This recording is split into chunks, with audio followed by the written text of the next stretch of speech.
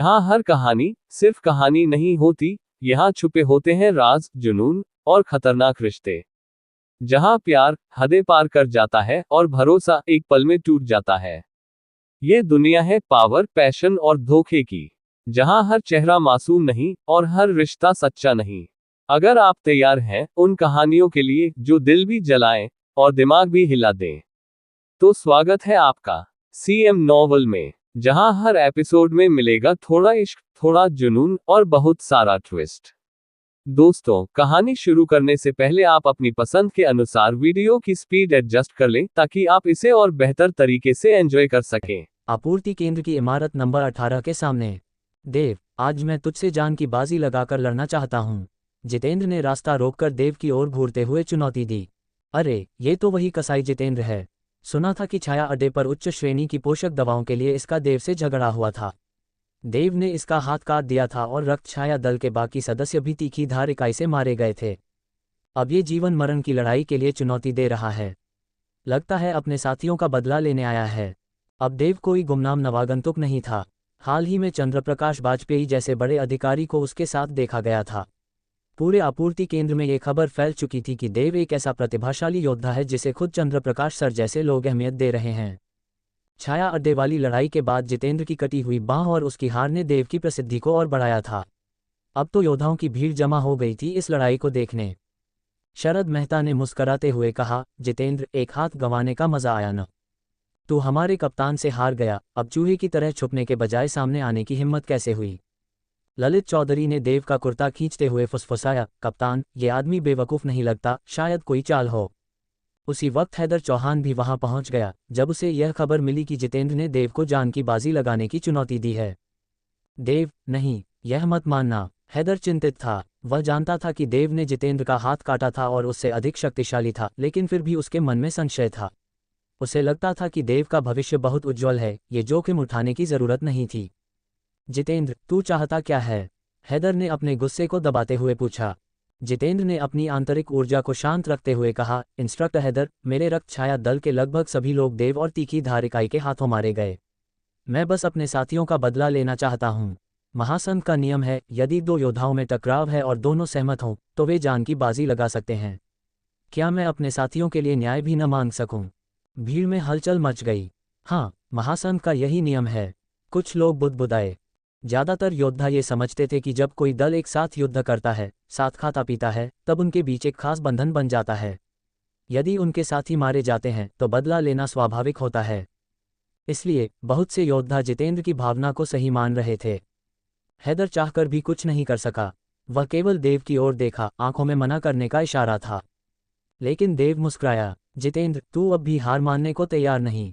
ठीक है, मैं तेरी चुनौती स्वीकार करता हूँ। यहीं इसी वक्त जान की बाजी। देव शांत खड़ा रहा, चेहरा एकदम स्थिर। जितेंद्र को उम्मीद नहीं थी कि देव इतनी आसानी से मान जाएगा। उसके चेहरे पर खुशी की लहर दौड़ गई। बहुत अच्छा, वह गरजा और अपनी एलॉय भाले को देव की ओर तान दिया। धड़ाम, एक प्रचंड ऊर्जा लहर उसके शरीर से निकली और रक्तवर्णी ज्वाला भड़क उठी। चारों ओर की जमीन झुलसने लगी। ये क्या? ये तो असाधारण स्तर की शक्ति है। लोग चौंक उठे। जितेंद्र ने असाधारण स्तर पा लिया है, किसी ने कहा। अब देव मुसीबत में है। उसने नहीं सोचा होगा कि जितेंद्र इतना आगे बढ़ चुका है। नहीं, मुझे नियम तोड़कर भी देव की जान बचानी होगी। हैदर ने भीतर ही भीतर निर्णय लिया। शरद, ललित और ललन भी चिंतित हो उठे। जितेंद्र हंसते हुए चिल्लाया, देव, तुझे क्या लगा था मैं अब असाधारण योद्धा हूँ? अब पछताने का समय भी नहीं बचा, मर जा। उसने जमीन पर जोरदार कदम मारा। 5 मीटर का गड्ढा उभर आया और अग्निशिखाएं उसमें जल उठीं। वह एक ज्वलनशील उल्कापिंड की तरह देव की ओर लपका। भाले की नोक लपटों से लिपटी थी जैसे कोई अग्निदैत्य हो। भीड़ की सांसें थम गईं। भाला सीधे देव की गर्दन की ओर बढ़ा। लेकिन तभी देव ने एक ही कदम में स्थिति बदल दी। वह जितेंद्र के सामने प्रकट हुआ और उसकी भाले की मार को चकमा देते हुए अपना दाहिना हाथ आगे बढ़ाया। उसकी उंगलियां जितेंद्र के चेहरे पर जा धंसी और अगले ही पल धड़ाम, देव ने जितेंद्र का सिर जमीन पर दे मारा। धरती फट गई। धूल और रक्त भरी मिट्टी की वर्षा हुई। जितेंद्र का शरीर टूट चुका था। उसके शरीर से रक्त बह रहा था। उसकी सांसें धीमी थीं। सिर्फ एक बार देव ने उसे एक ही झटके में खत्म कर दिया। चारों ओर गहन सन्नाटा छा गया। कोई कुछ कह नहीं सका। सप्लाई बेस की इमारत संख्या 18 के बाहर माहौल स्तब्ध था।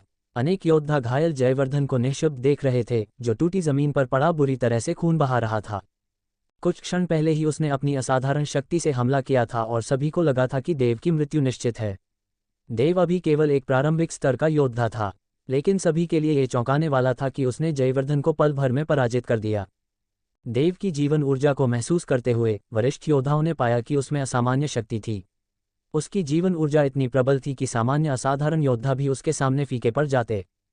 कुलदीप चौहान और अन्य वरिष्ठ योद्धा भी चकित थे। किसी को विश्वास नहीं हुआ कि देव, जो अभी भी शुरुआती स्तर पर था, इतनी ऊर्जा कैसे रखता है। शिवम ने हैरान होकर पूछा, क्या मैंने ठीक देखा दीदी लीना? लीना गहरी सांस लेते हुए बोली, ये सामान्य नहीं है। ललित की आंखों में चमक थी। ऐसे योद्धा को सिर्फ प्रतिभाशाली नहीं, राक्षसी क्षमता वाला कहा जाता है। देव शांत खड़ा था, मानो उसे पहले से पता हो कि यह युद्ध उसका ही होगा।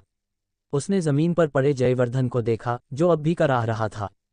तभी जयवर्धन का शरीर अचानक कांपने लगा। उसके पूरे शरीर से रक्त की धुंध बाहर निकलने लगी। उसकी त्वचा पर लाल तराजू उगाए, पीठ से काले नुकीले कांटे निकले और उसके हाथ पैर नुकीले पंजों में बदल गए। उसका चेहरा विकृत पशु जैसे सिर में बदल गया। खून, खून दो मुझे। उसकी आवाज अब इंसानी नहीं रही थी। देव ने ठंडे स्वर में कहा, तो अब असली चेहरा दिखा रहे हो। भीड़ में खड़े कुछ योद्धा चौंक गए। ये तो बीस्ट ब्लड श्वास विधि है, जो प्रतिबंधित है। कुलदीप चौहान की आंखें सख्त हो गईं। अब समझ आया कि जयवर्धन की शक्ति पिछले 1 साल में इतनी तेजी से क्यों बढ़ी। बीस्ट ब्लड श्वास विधि पहले मानवों में फैली थी, लेकिन बाद में यह पाया गया कि इससे योद्धा धीरे धीरे दानव में बदल जाते थे और अपनी चेतना खो बैठते थे। मानव संगठन ने इस विधि पर प्रतिबंध लगा दिया था और इसके सभी प्रयोगकर्ताओं को गिरफ्तार कर लिया था। अब यह विधि फिर से सामने आ गई थी। देव ने बिना कोई समय गंवाए जयवर्धन के सिर पर कदम रखा। एक धमाके के साथ उसका सिर फट गया। रक्त चारों ओर फैल गया। आप सभी गवाह हैं, यह मेरी इच्छा से नहीं, बल्कि जयवर्धन की जिद के कारण हुआ। देव ने धीरे से अपना पैर हिलाया और खून पोंछा। भीड़ में सभी ने चुपचाप हामी भरी। किसी को भी देव को दोषी ठहराने का मन नहीं हुआ। कुलदीप बोले, जयवर्धन की मृत्यु जायज़ है। वह न केवल प्रतिबंधित तकनीक अपना चुका था, बल्कि उसने देव की हत्या की भी योजना बनाई थी। अब तो उसका पूरा परिवार सजा का भागी होगा। ये कहकर कुलदीप ने तुरंत अपने कम्युनिकेशन वॉच पर एक कॉल किया। कुछ ही देर में सैन्य यूनिफॉर्म में सशस्त्र योद्धाओं की एक टुकड़ी आई और जयवर्धन के शव को लेकर चली गई। देव ने कुलदीप को बताया कि जयदीप ने पहले भी उस पर हत्या का प्रयास किया था। ये सुनकर कुलदीप और भी क्रोधित हो उठा। उसने फिर एक कॉल किया। अर्जुनपुर गुलमोहर गार्डन। जयवर्धन का परिवार इसी गार्डन में रहता था। जयदीप, जो पहले 5वीं उच्च विद्यालय का निदेशक था, अपने बगीचे में चाय पीते हुए प्रसन्न था। मुझे पूरा विश्वास है, तीसरे भाई ने उस कमीने देव को खत्म कर दिया होगा। वह मुस्कुरा रहा था। तभी उसे सामने से सैन्य वर्दी में एक टीम आती दिखी। उसने क्रोधित स्वर में पूछा, तुम लोग जानते हो कि ये स्थान मार्शल समुदाय है। तुम्हारी मौत निश्चित है अगर तुमने भीतर कदम रखा। नेता ने बिना प्रतिक्रिया दिए कहा, जयदीप को गिरफ्तार करो। 2 योद्धा तुरंत उसे पकड़ लेते हैं। क्या कारण है? मुझे क्यों गिरफ्तार कर रहे हो? जयदीप चिल्लाया, लेकिन किसी ने जवाब नहीं दिया। कुछ ही देर में जयराज और अन्य 10 से अधिक परिवारजन भी गिरफ्तार कर लिए गए। भीड़ ने देखा तो किसी ने पहचान लिया, ये तो कानून प्रवर्तन विभाग के योद्धा हैं। यह विभाग सरकार और 3 प्रमुख मार्शल संस्थानों का साझा संगठन था, जो अपराधी योद्धाओं पर सीधी कार्यवाही कर सकता था। मुख्य अधिकारी ने आगे बढ़कर घोषणा की, जयवर्धन ने प्रतिबंधित बीस्ट ब्लड श्वास विधि का पालन किया। उसकी मौत हो चुकी है, लेकिन उसके सभी संसाधन जब्त किए जाएंगे। परिवार के अन्य सभी सदस्य जानकारी छिपाने और अपराधी को संरक्षण देने के दोषी हैं। उनकी संपत्ति भी जब्त की जाएगी। जयदीप ने अपने पद का दुरुपयोग कर मानवता के एक प्रतिभाशाली योद्धा देव पर हमला करवाने का प्रयास किया। उसकी तुरंत फांसी दी जाएगी। जयदीप डर से कांपने लगा। कोई सबूत है तुम्हारे पास? नेता ने घृणा से उसे देखा। तुम्हारी बातों की रिकॉर्डिंग दिव्यदृष्टि निगरानी तंत्र में दर्ज है। अब मरो। एक काले कपड़े में कानून अधिकारी सामने आया, अपनी बंदूक निकाली और जयदीप के सिर में गोली मार दी। नहाए। जयदीप का शरीर धीमे धीमे जमीन पर गिर पड़ा। अंधेरे में समाते हुए उसने बस यही सोचा, काश मैंने देव को छेड़ा ही न होता। देव को जल्दी ही खबर मिल गई कि जिनेश मल्होत्रा मारा गया है और उसके पूरे परिवार को आपूर्ति अड्डे से पकड़ लिया गया है। लगता है मल्होत्रा खानदान का अंत हो गया, देव ने शांत स्वर में कहा और तुरंत उस विषय को भुला दिया। अब वह, ललित, शेखर और लीला भवन क्रमांक 18 के कमरे 304 में बैठकर कमाई का हिसाब बांटने लगे। कुल मिलाकर जिले 0504 में हमें जो भी मिला वो लगभग 26.5 करोड़ बनता है। छाया अड्डे से हमें 50 उच्च स्तरीय और 50 मध्य स्तरीय जेनेटिक न्यूट्रिशन सॉल्यूशन मिले। उच्च स्तरीय की कीमत 1 करोड़ और मध्य की 50 लाख, तो कुल मूल्य हुआ 75 करोड़। दोनों अभियानों से कुल मुनाफा हुआ 101.5 करोड़। इन दोनों ऑपरेशनों में कप्तान की भूमिका सबसे बड़ी थी। अगर 70% हिस्सा उन्हें दिया जाए तो वो होता है 71.05 करोड़। बाकी तीनों को बराबर बांटा जाए तो हर एक को करीब 11.5 करोड़ मिलेगा। लीला ने पूरी सूची देव, शेखर और ललित को दी। जब शेखर ने सुना कि उसे 11.5 करोड़ मिलेंगे तो वह खुशी से उछल पड़ा। उसका परिवार भी एक युद्ध कला से जुड़ा हुआ परिवार था, पर केवल एक छोटा परिवार जयपुर में। उसे घर से महीने भर में मुश्किल से 1 लाख ही मिलते थे। अब एक ही ऑपरेशन में 11.5 करोड़ मिलना उसके लिए किसी वरदान से कम नहीं था। देव और ललित ने सूची देखी और कोई आपत्ति नहीं जताई। देव ने कहा, छाया अड्डे से मिले सारे न्यूट्रिशन सॉल्यूशन मैंने खुद पर इस्तेमाल कर लिए। उसकी लागत 75 करोड़ है, जिसमें से 30% तुम्हारा हिस्सा है। यानी मैं तुम्हें 39.5 करोड़ का भुगतान कर रहा हूं।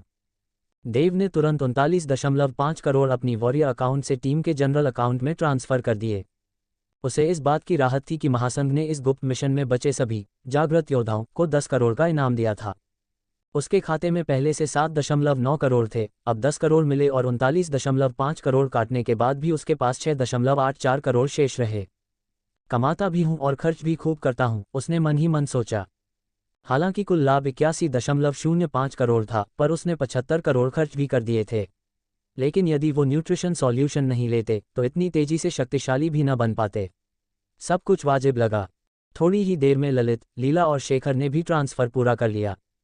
हा, मेरी टीम से 11.5 करोड़ और महासंघ से 10 करोड़ का इनाम, मेरी संपत्ति अब 20 करोड़ के पार हो चुकी है। शेखर जोर से हंस पड़ा। ललित और लीला भी मुस्कुराए। उन्हें भी इस अभियान से पूरी संतुष्टि मिली थी। देव ने मुस्कुराते हुए कहा, बस मैं ही हूं कप्तान जिसके अकाउंट में 10 करोड़ भी नहीं बचे। तीनों ने एक साथ उसे ताना देते हुए मिडिल फिंगर दिखाए। वे जानते थे कि देव अब इतना शक्तिशाली हो चुका था कि वो किसी भी असाधारण योद्धा को एक झटके में खत्म कर सकता था, जैसे उसने जिनेश मल्होत्रा को किया। शायद वे भी वही करते, पर कर नहीं सकते थे।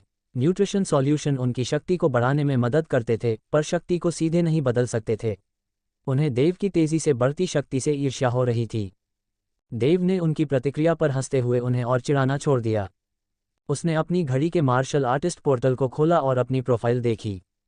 अब उसकी कंट्रीब्यूशन पॉइंट्स 18,750 थी, स्टार लेवल का दर्जा। 8,750 पॉइंट्स उसने जिले 0504 में राक्षसों को मारकर कमाए थे, बाकी 10,000 उसे गुप्त मिशन के लिए महासंघ से मिले थे। अब समय आ गया है असाधारण योद्धा बनने का, देव ने खुद से कहा और तय किया कि जैसे ही वह जयपुर लौटेगा वो कुशल सेनापति चैतन्य से इस पर चर्चा करेगा। आधे दिन बाद देव, ललित, लीला और शेखर जयपुर स्टेशन से निकले और लीला की विशाल एसयूवी में सवार होकर निकले। देव को लीला ने ड्रैगन बे कॉलोनी के गेट पर उतारा। मैं वापस आ गया। उसने गहरी सांस ली और अपनी कोठी की ओर बढ़ा। भाई, उसकी छोटी बहन दिव्या दौड़ती हुई आई और उससे लिपट गई। तू अब 8वीं में है, कब बड़ी होगी? देव ने उसे गोद में उठाया और उसके बालों को हल्के से बिखेरते हुए चिकन नेस्ट जैसी स्टाइल बना दी। इस बार दिव्या चुपचाप उसकी छाती से लिपटकर सो गई। देव बेटा, जंगल में तू था तो दिव्या कई रातें सो नहीं पाए। शायद अब थकान से सो गई है, उसके पिता दिनेश ने बताया। देव ने अपनी बहन के सिर पर फिर से प्यार से हाथ फेरा। यह अपनापन उसे सुकून दे गया। रात को देव ने सेनापति चैतन्य को वीडियो कॉल किया। गुरुजी, मैं आपसे दूसरी जेनेटिक लॉक खोलने का तरीका जानना चाहता हूं। चैतन्य मुस्कुराए, मुझे पता था तू मुझसे यही पूछेगा।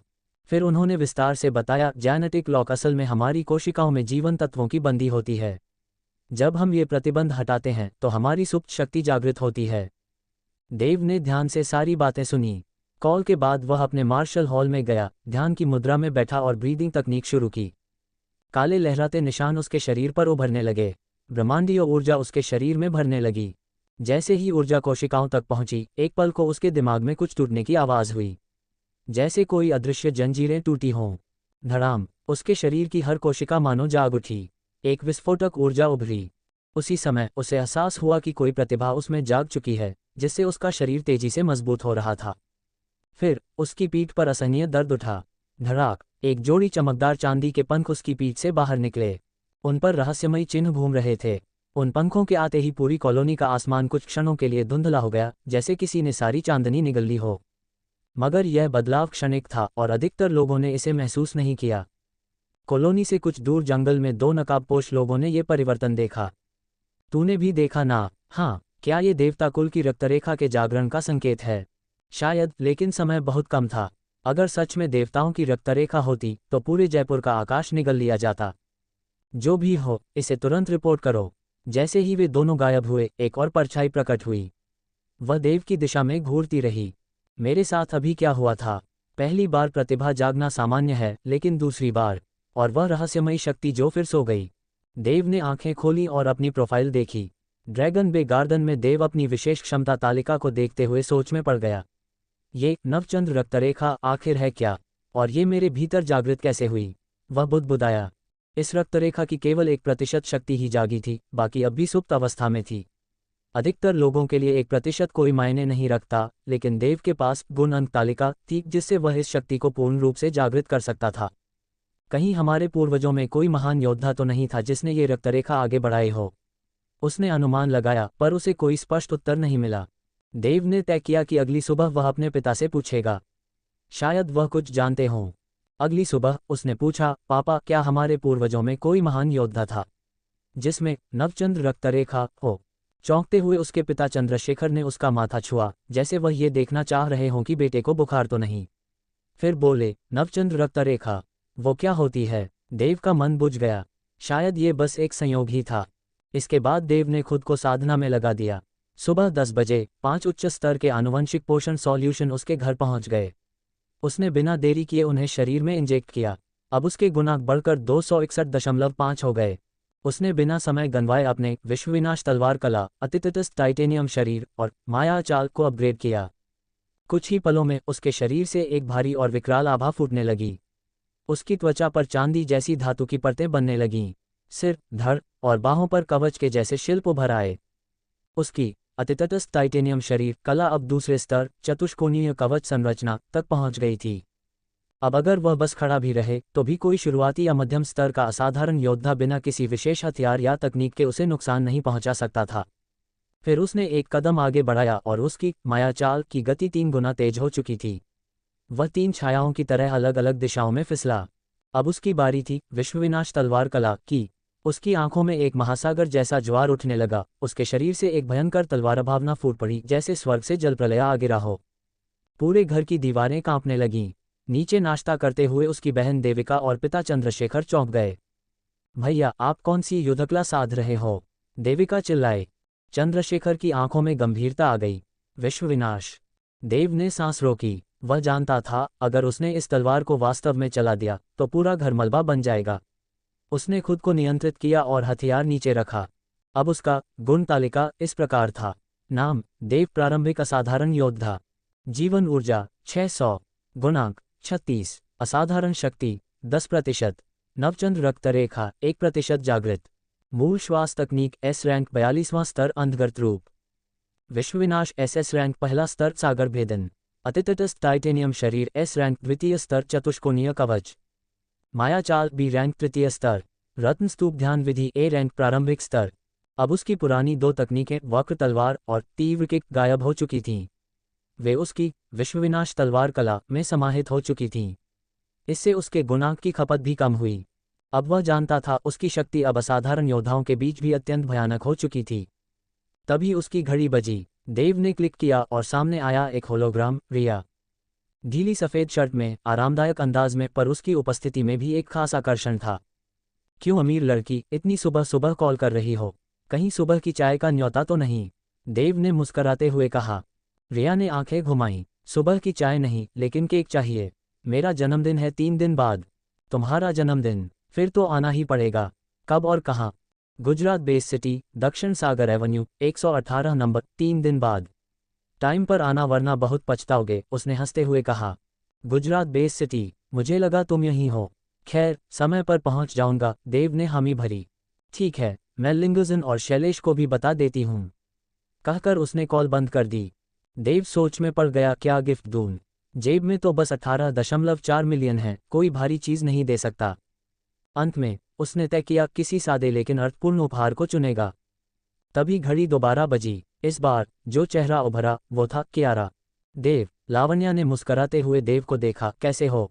सब बढ़िया है। देव ने मुस्कराते हुए उसे अपने हालिया अनुभवों के बारे में बताया।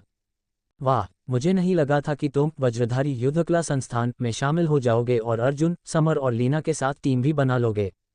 तुम लोगों की किस्मत सच में अच्छी है, इतने जल्दी योद्धा बन गए। और मैं अब भी यूनिवर्सिटी में खप रही हूँ। लावण्या की आंखों में ईर्ष्या साफ झलक रही थी। और तुम, क्या तुम दक्षिण भारत युद्ध कला विश्वविद्यालय में पहुंच गई? देव हाल के हॉल में एक किनारे रखे सोफे पर जाकर बैठ गया और आराम से पोजीशन बदल ली। हाँ, मैं यहाँ कुछ समय से हूँ। लावण्या हंसी। सौभाग्य से मुझे एक बहुत ही शक्तिशाली गुरु ने शिष्य बना लिया है और कई दोस्त भी बना लिए हैं। कभी मिलवाऊंगी तुमसे। उसने भी अपने अनुभव साझा किए। देव को उसकी बातों से महसूस हुआ कि वह खुश है और उसे अच्छा लगा। 3 दिन बाद लीना का जन्मदिन है। उसका घर गुजरात बेस सिटी में है। मैं वहाँ जश्न मनाने जा रहा हूँ, देव ने कहा। क्या बात है, तुम गुजरात बेस सिटी आ रहे हो? जरूर मिलना मुझसे। लावण्या की आंखें चमक उठीं। देव ने सोचा कि जब वो जा ही रहा है तो उससे मिलना ही सही होगा। उसने सिर हिलाया। ठीक है, जरूर मिलूंगा। तो पक्की बात है, मुझे भूलना मत। थोड़ी देर बाद दोनों ने कॉल खत्म किया, लेकिन कॉल खत्म होते ही उसकी स्मार्टवॉच फिर से बजने लगी। अब कौन? लगातार 3 कॉल्स आने पर देव थोड़ा चौंका। उसने कॉल उठाए। सामने चंद्रपाल की होलोग्राफिक छवि उभरी। देव, सुना है तू असाधारण श्रेणी में प्रवेश की कोशिश कर रहा है। क्या सफलता मिली? चंद्रपाल अब संयमित नहीं था। हाँ, हो गया। देव मुस्कुराया। सच में? बहुत अच्छा, शानदार। चंद्रपाल खिलखिलाया। 17 साल की उम्र में असाधारण श्रेणी, ये वर्षों में नहीं हुआ। मैं तुरंत ये सूचना मुख्यालय भेजता हूँ। और हाँ, अगर हो सके तो मुझसे मिलने आ जा, कुछ जरूरी बातें करनी हैं। कॉल कट गया। देव मुस्कुराया। फिर से गुजरात बेस सिटी जाना ही होगा। अब तो तय था, वह आज ही रवाना होगा। उसने उपहारों की तैयारी शुरू की। एक महंगी चाय, फीनिक्स रक्त चाय, और एक ब्रांडेड इत्र विशिष्टता खरीदी। चाय 2 मिलियन और इत्र 1 मिलियन की थी। सामान्य लोगों के लिए ये अत्यधिक महंगे उपहार थे, लेकिन असाधारण योद्धाओं के लिए ये बस ठीक ठाक ही थे। देव के पास अभी कुल 18.4 मिलियन थे। 3 मिलियन खर्च करना उसके लिए बहुत भारी था। ऑर्डर दिया और भुगतान किया। 15 मिनट में उपहार घर पहुंच गए। देव ने अपने पिता और बहन को बताया कि वह गुजरात बेस सिटी के लिए निकल रहा है। बस और फिर हाई स्पीड ट्रेन से वह झांसी सिटी से गुजरात बेस सिटी पहुंच गया। गुजरात बेस सिटी झांसी से कहीं ज्यादा विकसित थी। गगनचुंबी इमारतें और उड़ती हुई महंगी कारें हर ओर दिख रही थीं। लेकिन जो बात उसे सबसे ज्यादा चौंकाती थी, वह थी आसमान में फैला हुआ एक विशाल ऊर्जा कवच, एक अदृश्य गुंबद। और यहाँ शक्तिधारी लोगों की संख्या भी कहीं अधिक थी। स्टेशन के बाहर खड़े हुए कुछ ही मिनटों में दर्जनों जागृत योद्धा और 2-3 असाधारण योद्धा वहां से गुजरे। ये ड्रैगन साम्राज्य के 6 मुख्य बेस शहरों में से एक है। देव ने गहरी सांस ली। उसने सार्वजनिक बस ली और जल्द ही वज्रधारी युद्ध कला संस्थान के गुजरात क्षेत्रीय मुख्यालय पहुंच गया। ये मुख्यालय झांसी के मुकाबले कहीं अधिक भव्य था। विशाल अंतरिक्ष यान जैसा दिखने वाला भवन। सर, मैं पहुंच गया, देव ने चंद्रपाल को मैसेज किया। इतनी जल्दी? ठीक है, कोई आकर तुझे ले जाएगा। कुछ ही देर में एक कार्यकर्ता महिला बाहर आई। नमस्ते, आप ही देव हैं? कृपया मेरे साथ चलिए। उसने देव को जिज्ञासा से देखा। कोई छात्र जैसा दिखने वाला लड़का, और उसके स्वागत के लिए खुद चंद्रपाल। उसने सोचा, जरूर कोई प्रभावशाली घराने से है। महिला उसे मुख्य भवन के पीछे बने 4 आलीशान विला की ओर ले गई। ये 4 विला हमारे अध्यक्ष और 3 निरीक्षकों के हैं। चंद्रपाल सर इस दाहिने वाले विला में रहते हैं। देव अंदर गया तो देखा, चंद्रपाल सोफे पर बैठे थे और सामने एक युवती बैठी थी। देव, आओ, चंद्रपाल ने बुलाया। ये है मीनाक्षी डोंगरे, गुजरात बेस सिटी की युवा पीढ़ी में सबसे श्रेष्ठ। जल्द ही नियंत्रक श्रेणी में पहुंच जाएगी। अगर सब सही रहा तो भविष्य में ये राजा श्रेणी की योद्धा बन सकती है। अरे नहीं अंकल, आप बड़ा चढ़ाकर कह रहे हैं, मीनाक्षी ने विनम्रता से कहा। लेकिन उसने देखा कि चंद्रपाल देव के साथ बड़े स्नेह से पेश आ रहे थे, जितना कभी उसके साथ भी नहीं। नमस्ते, मेरा नाम देव है। देव ने झुककर नम्रता से अभिवादन किया। वह युवती 25-26 साल की लगती थी, लंबी, गरिमामयी, आकर्षक। नमस्ते, मीनाक्षी मुस्कुराई। तुम मुझसे छोटे हो, मुझे दीदी कह सकते हो। और अगर कभी गुजरात में मदद चाहिए तो संकोच मत करना। हालांकि अंकल चंद्रपाल के रहते शायद जरूरत ही न पड़े। उसने देव से संपर्क नंबर भी लिया। हाँ, मीनाक्षी, इस बार तो तूने सौदा कर लिया। देव साधारण नहीं है। अगर सब ठीक रहा तो यह मानव युद्ध देवता बनने वाला है। मानव युद्ध देवता? मीनाक्षी चौंक गई। वह जानती थी कि चंद्रपाल कभी यूं ही बातें नहीं करते। उसे विश्वास हो गया कि देव सच में विशेष है। उसकी आंखों में एक चमक आ गई। देव, तुम गुजरात बेस सिटी से नहीं हो, है ना? मैं झांसी से हूँ। झांसी से? मीनाक्षी और भी हैरान हुई।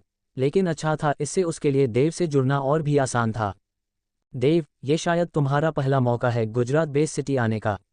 मैं तुम्हें शहर घुमा सकती हूँ। खास मीनाक्षी, आज मुझे देव से कुछ जरूरी बातें करनी हैं। अगली बार ले जाना। चंद्रपाल मुस्कुराए। ठीक है अंकल। देव, फिर मिलते हैं। मीनाक्षी धीरे से मुस्कुराए और चलते हुए देव को एक हल्की झपकी भी दी। देव उसे जाते हुए देखता रहा, अब तक की सबसे आकर्षक महिला जो उसने देखी थी। कैसी लगी तुम्हें पूर्वा? मीनाक्षी, बुरी तो नहीं है ना? अगर तुम्हें उसमें कुछ दिलचस्पी हो तो मैं बात आगे बढ़ा सकता हूँ। जैसे ही देव की नज़र पूर्वा मीनाक्षी की जाती हुई आकृति पर पड़ी, बैजहान ने चुटकी लेते हुए पूछा। देव थोड़ा लड़खड़ा गया। उसने सोचा भी नहीं था कि आमतौर पर गंभीर दिखने वाले बैजहान इतने हल्के मूड में भी बात कर सकते हैं। सर, आप मजाक कर रहे हैं, देव ने मुस्कराते हुए कहा। अरे नहीं, मैं एकदम सीरियस हूँ। पूर्वा मीनाक्षी गुआंगझो बेस सिटी की सबसे बेहतरीन लड़कियों में से है, और तुम्हारी प्रतिभा और ताकत उसके लिए एकदम उपयुक्त हैं। बस तुम्हारी मर्जी चाहिए। अगर चाहो तो मैं बात करवा सकता हूँ। देव ने हल्का सिर हिलाया। इस बारे में बाद में सोचेंगे, अभी तो मेरा सारा ध्यान खुद को मजबूत बनाने पर है। ठीक सोच रहे हो। बैजहान ने उसकी ओर सराहना भरी नज़र से देखा। इस समय तुम्हारा सबसे बड़ा लक्ष्य है जल्दी से जल्दी मजबूत बनना। मैंने तुम्हें खास तौर पर इसलिए बुलाया है क्योंकि मुझे तुम्हें कुछ गोपनीय बातें बतानी हैं ताकि तुम तैयार रह सको। देव का चेहरा तुरंत गंभीर हो गया। वह ध्यान से सुनने लगा। जब देव बैजहान के घर और कुल्हाड़ी मार्शल आर्ट्स स्कूल से निकला तो दोपहर हो चुकी थी। धूप तेज थी, पर देव के चेहरे पर चिंता की परछाई थी। बैजहान ने उसे कई महत्वपूर्ण बातें बताई थीं, जिनका सार 3 चेतावनियों में छिपा था। पहली, भविष्य में बड़ा परिवर्तन आने वाला है। दूसरी, मानव संघ एक बड़ा कदम उठाने जा रहा है।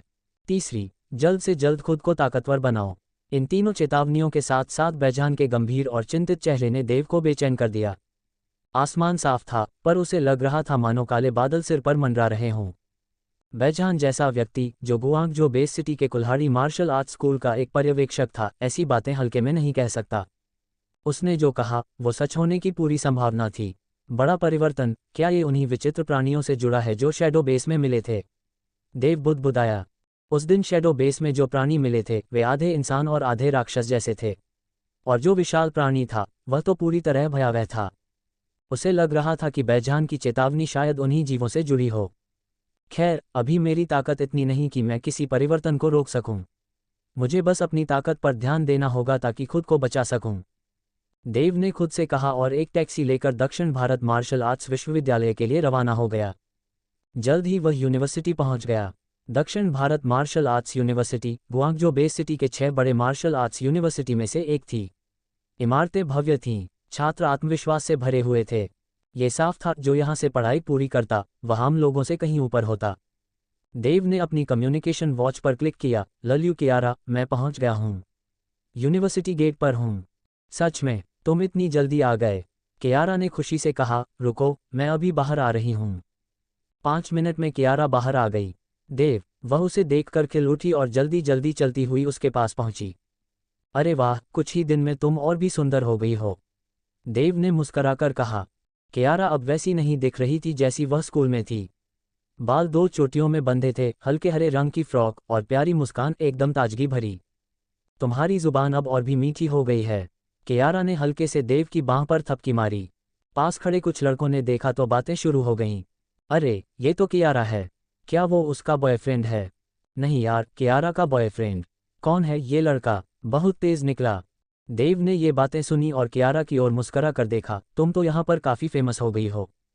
कियारा थोड़ी लजा गई। उसने देव का हाथ थामा और तेजी से यूनिवर्सिटी के भीतर चली गई। शायद ये सब मेरे टीचर की वजह से है। मुझे उनका बहुत लाभ मिला है। देव ने कहा। लगता है तुम्हारे टीचर बहुत खास हैं। हाँ, वो एक प्रभावशाली परिवार से हैं और यूनिवर्सिटी के अधिकारी भी उन्हें भविष्य का बड़ा नाम मानते हैं। तो फिर बधाई हो, देव मुस्कुराया। मैंने यूनिवर्सिटी की senior martial arts society join की है। मैं अभी उसी के कुछ सदस्यों से बात कर रही थी। जब तुम्हारा कॉल आया तो निकल पड़ी। अब मैं उन्हें सब समझा दूं और तुम्हें अपने कुछ दोस्तों से मिलवाती हूँ। देव को इन सब चीज़ों में विशेष रुचि नहीं थी, पर उसने कियारा का साथ देना उचित समझा। जल्द ही वे एक बड़े क्लासरूम में पहुंचे। कियारा, तुम अचानक गई क्यों? कुछ हुआ क्या? हाँ, इतनी जल्दी क्यों निकली? दो लड़कियां पास आईं। एक ने कंधा दिखाता हुआ टॉप और काली स्कर्ट पहन रखी थी, एकदम ट्रेंडी लुक। दूसरी के बाल लंबे थे, कानों में नीले इयररिंग्स और स्लीवलेस फ्रॉक में वह काफ़ी मैच्योर लग रही थी। मैं अपने स्कूल के पुराने दोस्त को लेने गई थी, कियारा ने मुस्कराते हुए कहा। देव, ये मेरी दोस्त हैं यामिनी और कियानवी। मिलकर अच्छा लगा। मैं देव हूँ। देव ने शांत भाव से सिर हिलाया। अब जाकर यामिनी और कियानवी की नज़र देव पर पड़ी। स्कूल का पुराना सहपाठी, तुम कोई मामूली सहपाठी नहीं लगते। वरना प्रिया, तुम कॉल सुनते ही बिना अभिवादन के भागती नहीं। किरण ने मुस्कुराकर प्रिया की ओर देखा। किरण, तुम्हें मार खाने की जल्दी है क्या? प्रिया का चेहरा लाल हो गया और उसने चुपके से फिर से देव की तरफ देखा। जब उसने देखा कि देव बिल्कुल भी प्रतिक्रिया नहीं दे रहा, तो वो थोड़ी निराश हो गई। जब से यामिनी ने देव को देखा था, उसकी निगाहें उसी पर टिकी थीं। तुम्हारा नाम देव है न? प्रिया ने कहा। तुम उसके स्कूल के दोस्त हो, तो तुम भी जयपुर से ही होगे, यामिनी ने हल्की मुस्कान के साथ कहा। मैं पक्षपाती नहीं हूँ, लेकिन छोटे शहरों से बड़े लोग नहीं निकलते, ऐसा देखा है। प्रिया तुम्हें पसंद करती है, ये तो साफ दिख रहा है। पर तुम्हें शायद पता नहीं, आजकल प्रिया को चाहने वालों की लाइन कॉलेज के बाहर तक लग सकती है। बड़े घरों और कारोबारी परिवारों के लड़के तक उसमें शामिल हैं। अगर तुम्हें उससे कोई उम्मीद है तो मेहनत करनी पड़ेगी। देव ने शांत स्वर में कहा। आपको गलतफहमी हुई है। प्रिया और मैं सिर्फ सहपाठी हैं। और वैसे भी पर्वत साधु से पवित्र होते हैं और जल उस नाग के कारण चमत्कारी हो जाता है जो उसमें वास करता है। जयपुर भले ही एक छोटा शहर हो, लेकिन वहां से भी दुनिया को हिला देने वाले पैदा हो सकते हैं। यामिनी, अगर तुमने दोबारा कुछ ऐसा कहा तो मैं नाराज हो जाऊंगी। प्रिया ने उसे घूरकर कहा। उसे यकीन नहीं हुआ कि यामिनी ऐसा बोलेगी। किरण और यामिनी ने एक दूसरे की तरफ देखा। अब उन्हें समझ आ गया था कि देव का प्रिया में कोई इंटरेस्ट नहीं है, बल्कि प्रिया ही उसके पीछे है। लेकिन इस लड़के में गजब का आत्मविश्वास है। पर्वत साधु से और जल नाग से महान। क्या वो खुद को कोई संत या नाग समझता है? तभी दो लड़के उनके पास आ गए। उनमें से एक, लंबा और स्मार्ट लड़का, देव को देखकर थोड़ा सख्त हो गया। प्रिया, यामिनी, किरण, ये कौन है? गौरव, मुझे नहीं लगता कि हम इतने करीबी हैं कि तुम मुझे प्रिया कहो। प्लीज, मुझे प्रिया नहीं, लक्ष्मी प्रिया कहो, प्रिया ने नाखुश होकर कहा। गौरव का चेहरा थोड़ा सख्त हो गया, फिर भी वो मुस्कुराया। अरे, तुम तो अजनबी जैसा व्यवहार कर रही हो। प्रिया ने कुछ नहीं कहा। वो जानती थी कि गौरव उसे पसंद करता है, पर वो उसे पसंद नहीं करती थी। फिर भी गौरव उसे छोड़ता नहीं था। गौरव, इनका नाम देव है। ये लक्ष्मी प्रिया के स्कूल के दोस्त हैं। किरण ने बात खत्म की। गौरव का चेहरा सुनकर थोड़ा बदला, लेकिन फिर वो शांत हो गया। अगर देव जयपुर का है तो वो तो सीधे गांव से आया हुआ ही होगा। और अगर ऐसा है तो चिंता की कोई बात नहीं। भाई, लगता है प्रिया तुम्हें बहुत मानती है। क्यों न एक दो चालें आजमाएं? गौरव की मुस्कान में चुनौती थी। उसे पक्का भरोसा था कि छोटे शहर से आया लड़का उसका मुकाबला नहीं कर सकता। यामिनी और किरण की आंखों में भी जिज्ञासा चमक उठी। प्रिया ने गौरव की तरफ ऐसे देखा जैसे वह मूर्ख हो। उसे पहले ही पता था कि गौरव बस अपनी फैमिली की वजह से खुद को बहुत समझता है। हाल ही में उसने एक जेनेटिक ड्रग के जरिए खुद को जागृति स्तर तक पहुंचाया था। लेकिन उसे ये भी पता था कि देव न केवल पहले से ही जागृति स्तर पर था, बल्कि कई बार जानलेवा जंगलों में जाकर खतरनाक जीवों का शिकार कर चुका था। दिलचस्पी नहीं है, देव ने बिना किसी भाव के कहा और गौरव की ओर देखा। वो पहले ही असाधारण स्तर तक पहुंच चुका था। उसके मुकाबले गौरव सिर्फ एक गमले में उगा फूल था। हाँ, गौरव, लगता है वो तुम्हें भाव नहीं दे रहा। दूसरे लड़के ने मजाक उड़ाया। गौरव का चेहरा गुस्से से तपने लगा। उसने तुरंत हमला कर दिया। वह उछला, पंजे की तरह हाथ फैलाए हुए, जैसे शेर बकरी को झपट रहा हो। लेकिन वह हवा में ही गिर पड़ा। मुंह से खून उगलता हुआ जमीन पर पड़ा था और देव का पैर उसकी छाती पर था। किसी को समझ नहीं आया कि हुआ क्या। वो हवा में था और अगले पल जमीन पर खून उगलता हुआ पड़ा था। अगर ये south India martial arts university न होती तो तुम अब तक मर चुके होते, देव ने कहा। गौरव के रोंगटे खड़े हो गए। वो सिर्फ बचना चाहता था। माफ कर दो, जाने दो, उसकी आवाज कांप रही थी। प्रिया, सच बताओ, देव किस स्तर पर है? यामिनी और किरण ने एक साथ पूछा। मुझे ठीक नहीं पता, पर उसने हाल ही में 2 हाई लेवल बीस्ट गोल्डन अंबर सिल्वर रिंग स्नैक का शिकार किया है। और वो अब बैटलैक्स मार्शल स्कूल का हिस्सा है और एक मार्शल आर्ट टीम का कप्तान भी है, प्रिया ने गर्व से कहा। क्या? सभी चौंक गए। एक 17 साल का लड़का जो हाई लेवल जानवरों का शिकार करता है, ऐसे तो मार्शल गॉड क्लैन के अंदर ही होते हैं। तभी एक मीठी, प्रभावशाली आवाज आई, देव, तुम यहाँ कैसे?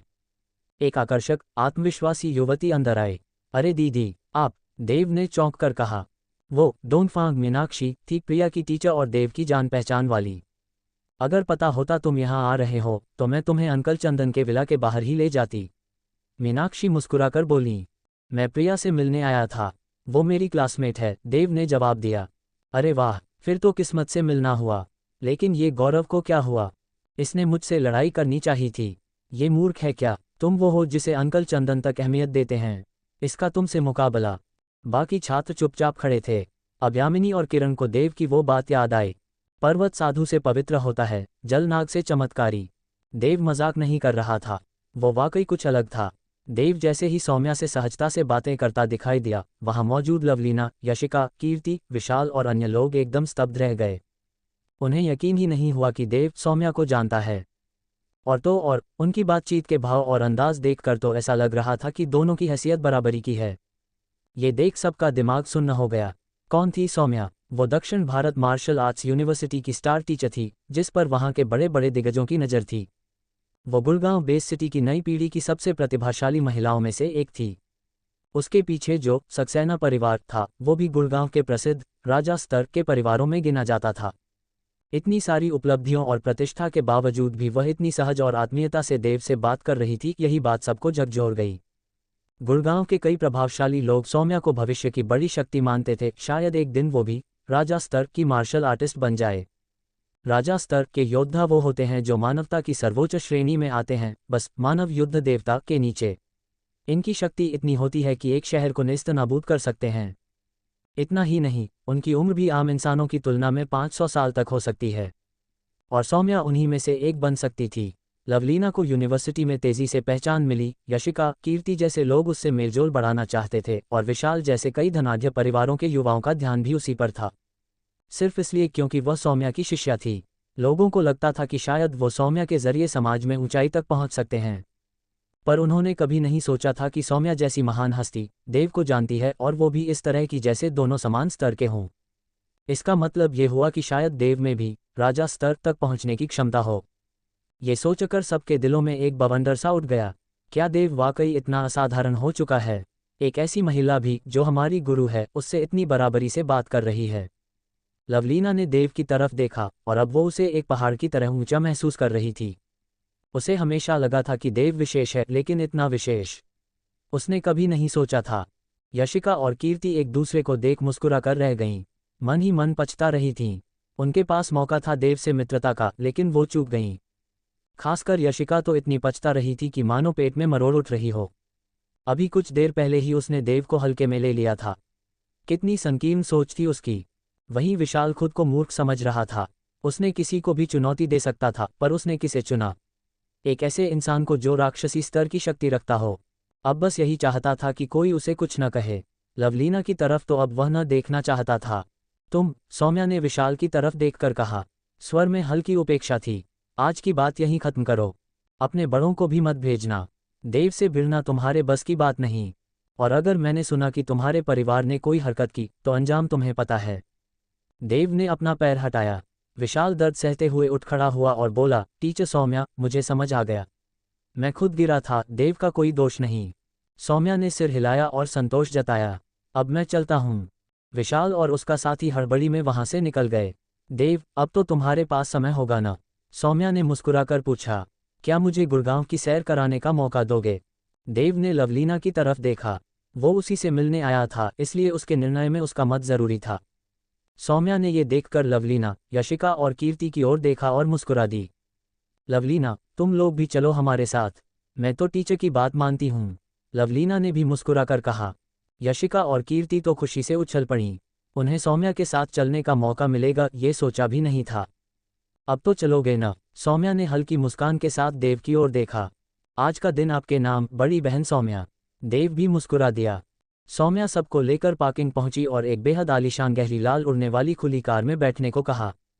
ध्रुनन, वो शानदार उड़न गाड़ी आसमान में उठी और दक्षिण भारत मार्शल आर्ट्स यूनिवर्सिटी को पार कर उड़ चली। देव, गुड़गांव में बहुत जगहें हैं घूमने की, पर एक जगह है जो तुम्हें जरूर देखनी चाहिए। कौन सी? चरम स्तर का बेस्टियल बैटल एरिना। वो जो पूरी दुनिया में मशहूर है, जहां असाधारण जानवरों से लड़ाई होती है। मैंने इसके बारे में ऑनलाइन पढ़ा था। हाँ, वही। देव की आंखें चमक उठीं।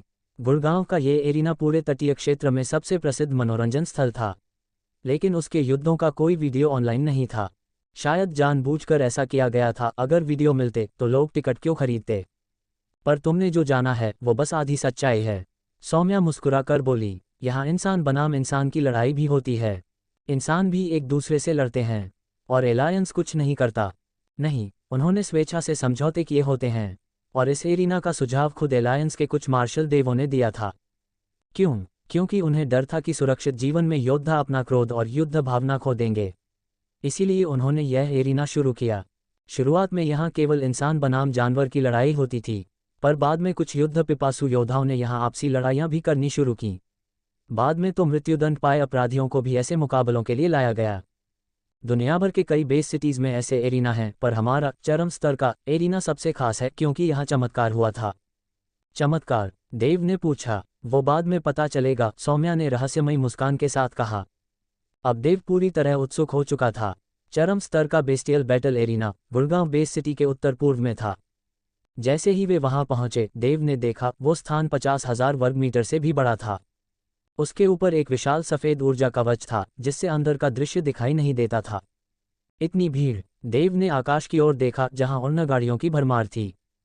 कुछ लोग गोरे थे, कुछ काले, कुछ के सिर पर सफेद पट्टियां थीं। हर जाति, हर देश का इंसान वहां मौजूद था। देव को महसूस हुआ, आज उसकी दुनिया सचमुच बदलने वाली है।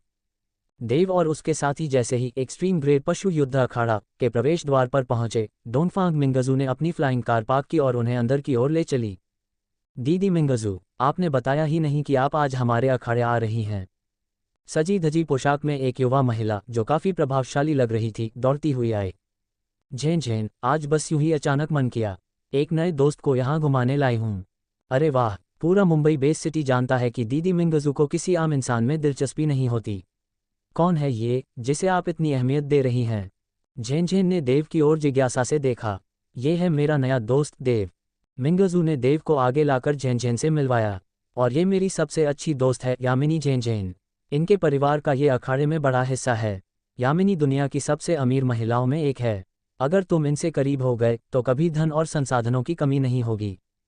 दीदी, आप हमेशा मजाक करती हैं। यामिनी ने हंसते हुए मिंगजू को देखा और फिर देव से शालीनता से कहा, नमस्ते। नमस्ते, देव ने मुस्कुराकर जवाब दिया। यामिनी ने देव को गौर से देखा, जैसे कोई अद्भुत चीज देख रही हो। उसे उम्मीद नहीं थी कि मिंगजू किसी पुरुष को यहाँ लाएंगी। अगर ये बात युवा अमीरों की दुनिया में फैली तो खलबली मच जाएगी।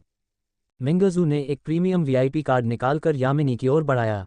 झेन झेन, मेरा कार्ड ले लो। दीदी, आप मुझे शर्मिंदा कर रही हैं। आज सब कुछ मेरी तरफ से है। यामिनी ने कार्ड लौटा दिया। ठीक है फिर, एक अमीर महिला की मेहरबानी ठुकराना नहीं चाहिए, मिंगजू मुस्कुराकर बोली। देव ने मन ही मन सोचा, 5 लोगों की टिकट की कीमत 5 लाख है, यानी एक टिकट 1 लाख। उसने अनुमान लगाया कि दिन भर में करीब 30,000 योद्धा अखाड़े में प्रवेश करते हैं, यानी इस अखाड़े की रोजाना की कमाई करीब 3 अरब होती है। ये तो किसी छपाई मशीन से भी ज्यादा तेज है। यामिनी ने एक प्रबंधक को बुलाया। मैनेजर वर्मा, दीदी मिंगजू और उनके साथियों को अंदर ले जाओ। साथ ही इनके दोस्त देव को अखाड़े का भ्रमण भी कराओ। देव और बाकी लोग जैसे ही अंदर गए, बाहर खड़ी यामिनी की भौहें सिकुड़ गईं। देव, कहाँ देखा है इसे? हालांकि उसने देव को पहली बार देखा था, पर अजीब सा जाना पहचाना एहसास हो रहा था। भीतर, वर्मा ने उन्हें अखाड़े का भ्रमण करवाते हुए बताया, हमारे अखाड़े में कुल 16 युद्ध मंच हैं। एक बॉर्डर स्तर का, 2 कंट्रोल स्तर के, 3 एक्स्ट्राऑर्डिनरी और 10 अवेकनिंग स्तर के। बॉर्डर स्तर के योद्धा बहुत दुर्लभ होते हैं और महीने में 1-2 बार ही कंट्रोल स्तर के योद्धा दिखते हैं। पर आप लोग भाग्यशाली हैं, आज 2 कंट्रोल स्तर के योद्धा अपनी निजी दुश्मनी निपटाने आए हैं। देव और बाकी सभी कंट्रोल स्तर के युद्ध मंच की ओर बढ़े। वहां एक लाल बालों वाली महिला और एक विशालकाय गोरा योद्धा आमने सामने खड़े थे। आज तो सौभाग्य है, मिंगजू बोली, कंट्रोल स्तर की लड़ाई बहुत कम देखने को मिलती है। देव का मन प्रसन्न हो गया। उसे लगा कि इस अखाड़े की असली ताकत तो इन लड़ाइयों को देखने में है, जहां वह हर स्तर के योद्धाओं की रणनीतियां, अनुभव और तकनीकें सीख सकता है। शायद यही वजह है कि कुछ मार्शल गॉड्स ने इस तरह के अखाड़े बनाने की सिफारिश की थी। वह बुदबुदाया। अचानक युद्ध शुरू हुआ। आग की लपटें और हथौड़े की परछाइयां टकराईं। मंच को घेरे ऊर्जा कवच हिलने लगा। अगर वो कवच न होता तो दर्शक पल भर में खत्म हो जाते। थोड़ी देर बाद लाल बालों वाली महिला ने अपनी हथेली उस विशालकाय आदमी के शरीर पर रख दी।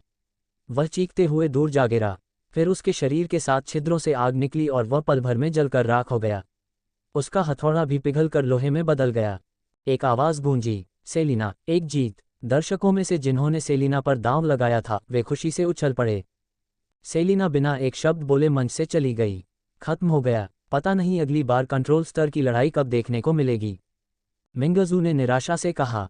वह खुद एक्स्ट्राऑर्डिनरी स्तर पर थी और कंट्रोल स्तर की लड़ाइयाँ उसके लिए बहुत उपयोगी थीं। देव भी कुछ निराश था।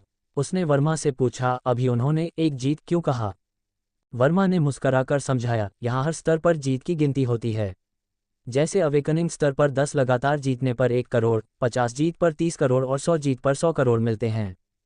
एक्स्ट्राऑर्डिनरी स्तर पर 10 जीत पर 100 करोड़, 50 पर 3 अरब और 100 पर 10 अरब। कंट्रोल स्तर पर यह क्रमशः 1 अरब, 30 अरब और 100 अरब हो जाता है। बॉर्डर स्तर पर तो ये 10 अरब से शुरू होकर 1 लाख करोड़ तक जाता है। इसके साथ साथ विशेष लाभ और मार्शल गॉड से व्यक्तिगत मार्गदर्शन भी मिल सकता है। देव की आंखों में रुपयों के निशान चमक उठे। काश मैं एक्स्ट्राऑर्डिनरी स्तर पर जल्दी न पहुंचा होता। पर तभी मिंगजू ने टोका, देव, इनके झांसे में मत आना। यह अखाड़ा किसी को यूं ही जीतने नहीं देता। खासकर 10वीं, 50वीं और 100वीं लड़ाई में ये बहुत खतरनाक विरोधी खड़े करते हैं। कई लोग लालच में यहाँ मारे जा चुके हैं। वर्मा केवल मुस्कुराया, ये सब खुले राज थे। देव ने गहराई से सोचा, हाँ, मुश्किल तो है पर नामुमकिन नहीं। 50 जीतने पर 3 अरब मिलेंगे और उससे मेरी ताकत बढ़ेगी। चरम श्रेणी की बेस्टियल युद्धभूमि में जब देव को ये पता चला कि जीत की लगातार श्रृंखला पर भारी इनामी राशि मिलती है तो वह पूरी तरह से लालायित हो उठा और तय कर लिया कि उसे यहाँ से जमकर कमाई करनी है। लेकिन उसने तुरंत कोई कार्रवाई नहीं की। वह जानता था कि यह जल्दबाजी होगी। उसने पहले 10 से अधिक विशिष्ट स्तर के योद्धाओं की लड़ाई देखने की योजना बनाई ताकि उनकी लड़ने की शैली को समझ सके और पूरी तैयारी के बाद ही मैदान में उतरे। डोंगफेंग मीनाक्षी ने जब देखा कि देव की आंखों में लालच की चमक है तो वह उसके इरादों को भांप गई। लेकिन उसने पहले ही देव को सचेत कर दिया था। अब अगर देव फिर भी लड़ाई में उतरता है तो वह उसे नहीं रोकेगी। यह उसका अपना निर्णय था। मीनाक्षी दीदी, लगता है आप इस बेस्टियल युद्धभूमि की नियमित आगंतुक हैं। क्या आपने भी यहाँ की लड़ाइयों में हिस्सा लिया है? कितनी लगातार जीतें हासिल की हैं? देव ने उत्सुकता से पूछा। मीनाक्षी मैडम ने पहले ही विशिष्ट स्तर की लड़ाइयों में 90 लगातार जीतें हासिल कर ली हैं। प्रबंधक वर्मा ने जवाब दिया, मीनाक्षी के कुछ कहने से पहले ही। 90 लगातार जीतें लिया। प्राची और किरण स्तब्ध रह गईं। उन्हें ये पता नहीं था कि मीनाक्षी ने यहाँ की लड़ाइयों में इतनी उपलब्धि हासिल की है। अब वह सिर्फ 10 जीतों की दूरी पर 30 और जीतों से एक गौरवशाली उपलब्धि। विशिष्ट स्तर तक पहुंचना ही आसान नहीं था और वहां 90 लगातार जीतना, इसका मतलब था कि मीनाक्षी की ताकत सामान्य विशिष्ट योद्धाओं से बहुत ऊपर थी। विशिष्ट स्तर की लड़ाइयों में 10 जीतों पर 100 करोड़ और 50 जीतों पर 3000 करोड़ मिलते हैं। तो इसका मतलब मीनाक्षी दीदी ने पहले ही यहां से 3100 करोड़ कमा लिए होंगे और वह 100 जीतों से केवल 10 लड़ाइयां दूर हैं। तब तो वह कुल 10,000 करोड़ तक कमा सकती हैं। देव सिर्फ ये गिनने में लग गया कि मीनाक्षी ने यहाँ से कितना कमाया है। वह लगभग लार टपकाने ही लगा। मीनाक्षी उसकी इस मुद्रा पर मुस्कराए। 100 जीत पाना इतना आसान नहीं होता। कोई नहीं जानता सामने वाला कौन सा पत्ता खेल दे। मुझे भी पूरी तरह से यकीन नहीं है। लेकिन उसकी आंखों में छिपा आत्मविश्वास उसकी बातों से मेल नहीं खा रहा था। मीनाक्षी जी के अलावा इस महीने एक और शक्तिशाली नई योद्धा उभरी हैं विशिष्ट स्तर की लड़ाइयों में। वह अभी तक 2 बार ही आई हैं लेकिन 70 लगातार जीतें हासिल कर चुकी हैं। प्रबंधक वर्मा ने सम्मान के स्वर में कहा, क्या आप ली परिवार की लीगी दीदी की बात कर रहे हैं? मीनाक्षी का चेहरा गंभीर हो गया। हाँ, वही लीगी मैडम। वर्मा ने सिर हिलाया। अगर लीगी दीदी हैं तो फिर कोई दिक्कत नहीं। मीनाक्षी की आवाज़ में मान्यता थी। वह तो हमारे गाजियाबाद बेस सिटी की युवाओं में पहले नंबर पर रही हैं। पता नहीं ये सालों कहाँ रहीं और अभी हाल में ही विशिष्ट स्तर पर पहुंची हैं। लेकिन उनकी प्रतिभा और नींव इतनी गहरी है कि वह अब तेजी से उन्नति करेंगी। शायद मुझसे भी आगे निकल जाएं और नियंत्रण स्तर तक पहुंच जाएं। 100 जीतें दूसरों के लिए कठिन हो सकती हैं लेकिन उनके लिए शायद नहीं। अगर वह नहीं कर पाईं तो फिर शायद कोई नहीं कर सकता। सच है। प्रबंधक वर्मा ने सहमति में सिर हिलाया। अगर वो सालों गुम ना हुई होती तो शायद अब तक नियंत्रण स्तर तक पहुंच चुकी होती। देव और प्राची ने एक दूसरे की तरफ देखा। उन्हें हैरानी हो रही थी कि उन्हें फिर से बड़ी बहन तलवार की चर्चा यहाँ सुनने को मिल रही है। देव को याद आया कि जब वह शहर छोड़ रही थी तब उन्होंने कहा था, कभी ज़रूरत पड़ी तो गाजियाबाद में ली परिवार से मुझे ढूंढ लेना। शायद मुझे सच में उनसे मिलना चाहिए। देव ने बुदबुदाते हुए कहा। जहां तक बात है, लीगी जैसी प्रतिभाएं हमारी युद्धभूमि में कम ही देखने को मिलती हैं। लेकिन जो इस युद्धभूमि को दुनिया भर में प्रसिद्ध बनाने वाला था, वह कोई और था। प्रबंधक वर्मा ने गहरी सांस ली और नजरें उस खाली युद्धभूमि की ओर उठाईं, जो केवल नियंत्रण स्तर के योद्धाओं के लिए थी। देव और बाकी सभी ने भी उस ओर देखा। उन्हें वहां एक विशाल पत्थर की मूर्ति दिखाई दी। मूर्ति का चेहरा धुंधला था, कोई आकृति स्पष्ट नहीं थी। उसने काली लंबी जैकेट पहनी थी और सिर पर टोपी थी। एक हाथ में तलवार थी जो आकाश की ओर इशारा कर रही थी। चेहरे की पहचान के बिना भी वह मूर्ति एक ऐसी भावना जगा रही थी जैसे ये कोई ऐसा योद्धा है जो आकाश को भी चुनौती देता है, मानो सारी सृष्टि को अपने पैरों तले कुचल सकता हो। सिर्फ एक मूर्ति ने देव और बाकियों पर जबरदस्त दबाव बना दिया। ये कौन है? देव ने पूछा। ये हमारी युद्धभूमि का चमत्कार है और पूरी दुनिया की बेस्टियल युद्धभूमियों का एकमात्र ऐसा योद्धा जिसने नियंत्रण स्तर की लड़ाइयों में 100 लगातार जीतें हासिल की हैं। प्रबंधक वर्मा की आवाज में श्रद्धा थी, जैसे कोई भक्त अपने देवता की पूजा कर रहा हो। कोई उसका असली नाम नहीं जानता, लेकिन सब उसे राक्षसी मानव कहते हैं। मीनाक्षी ने सांस ली और कहा, आप समझिए, नियंत्रण स्तर की लड़ाइयां होती ही मुश्किल हैं। ऐसे योद्धा आमतौर पर किसी बड़े संगठन के होते हैं, उनके पास समय नहीं होता यहाँ लड़ने का। और अगर कोई राक्षसी जीव होता है तो उसके पीछे हजारों अनुचर होते हैं। उसे पकड़ना भी आसान नहीं होता, इसलिए नियंत्रण स्तर की लड़ाइयां विरल होती हैं, और उनमें 100 लगातार जीत, वह तो मानो असंभव ही है। असल में पिछले कई वर्षों से नियंत्रण स्तर में कोई 100 जीत का रिकॉर्ड बना ही नहीं है। लेकिन उस इंसान ने ये कर दिखाया और बाकियों से बिल्कुल अलग तरह से उसने 100 के 100 योद्धाओं को एक साथ मार डाला। कुछ अफवाहें तो कहती हैं कि उसने 100 से भी अधिक को मारा था। उसी युद्ध ने उसे दुनिया भर में देवता बना दिया, और उसी युद्ध ने इस युद्धभूमि को नंबर 1 बना दिया पूरी दुनिया में। उसका असली नाम कोई नहीं जानता, लेकिन वह राक्षसी मानव कहलाता है। देव और बाकी सब बिल्कुल अवाक रह गए।